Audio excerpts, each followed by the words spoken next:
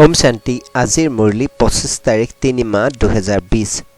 বাবাই কৈছে, মৰমৰ সন্তানসকল, তোমালোকে মনুষ্যৰ পৰা দেৱতা হোৱাৰ পঢ়া পঢ়িব আৰু পঢ়াব লাগে।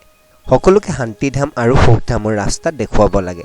প্ৰশ্ন, যিসকল সত্যপ্ৰধান পুৰুষাৰ্থী তেওঁলোকৰ লক্ষণ কি হ'ব? উত্তৰ, তেওঁলোকে আনকো নিজৰ সমান কৰি তুলিব। তেওঁলোকে বহুতৰে কল্যাণ কৰি থাকিব।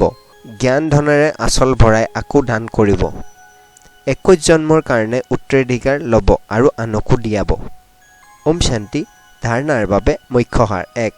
বেহদৰ পিতাৰ পৰা বেহদৰ সুখৰ উত্তৰাধিকাৰ ল'বৰ বাবে ডাইৰেক্ট অৰ্থাৎ পোনপটীয়াকৈ ঈশ্বৰৰ অৰ্থে দান পুণ্য কৰিব লাগে।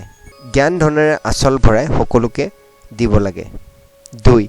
এই পুৰুষোত্তম যুগত নিজক সকলো বন্ধনৰ পৰা মুক্ত কৰি জীৱনমুক্ত কৰিব লাগে।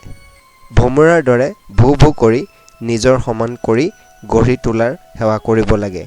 বৰদান, সাধাৰণ কৰ্ম কৰিও উচ্চ স্থিতিত স্থিত হৈ থাকোঁতা সদায় ডবল লাইট হোৱা। শ্লোগান, আত্মিক দৃষ্টিবৃত্তিৰ অভ্যাস কৰোঁতাজনহে পবিত্ৰতাক সহজে ধাৰণ কৰিব পাৰে। ওম শান্তি।